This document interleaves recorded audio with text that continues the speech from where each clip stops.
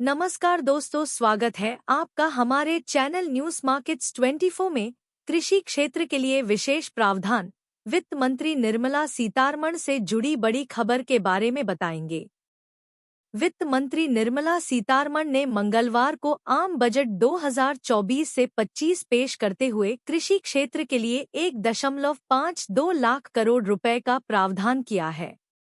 Budget में दलहन और तिलहन के उत्पादन को बढ़ावा देने के लिए एक विशेष मिशन शुरू किया जाएगा।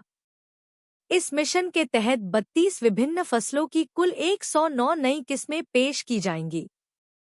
सब्जी उत्पादन को बढ़ावा देने के लिए एक क्लस्टर योजना भी लागू की जाएगी।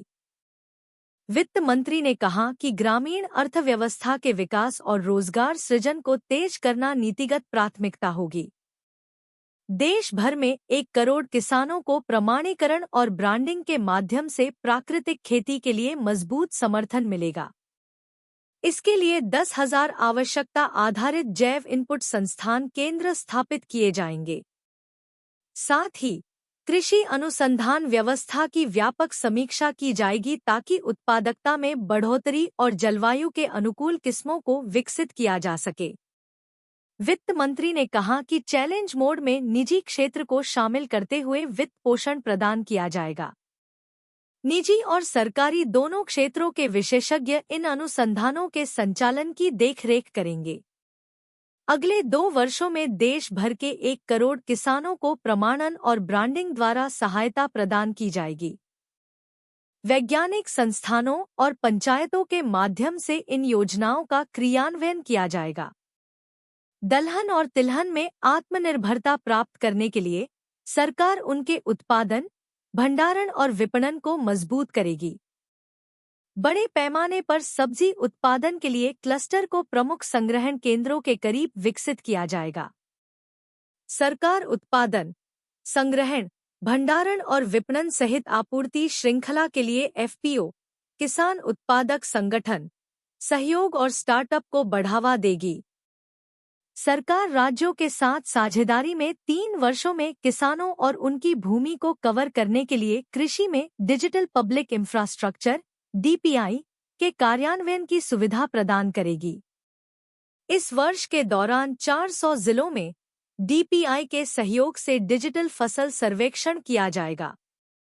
6 करोड़ किसानों और उनकी भूमि का विवरण किसान और भूमि रजिस्ट्री में लाया जाएगा।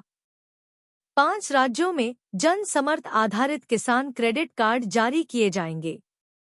वित्त मंत्री ने कहा कि मौजूदा बजट को प्राथमिकताओं के लिए याद रखा जाएगा। बजट में 9 क्षेत्रों पर फोकस किया गया है। 1. कृषि में उत्पादकता और लचीलापन, कृषि उत्पादकता में सुधार और लचीलेपन को बढ़ावा देना। 2. रोजगार और कौशल, रोजगार सृजन और कौशल विकास। 3. समावेशी मानव संसाधन विकास और सामाजिक न्याय, मानव संसाधन का समावेशी विकास और सामाजिक न्याय। 4. विनिर्माण और सेवाएं, विनिर्माण और सेवाओं के क्षेत्र में विकास। 5. शहरी विकास, शहरी विकास को बढ़ावा देना।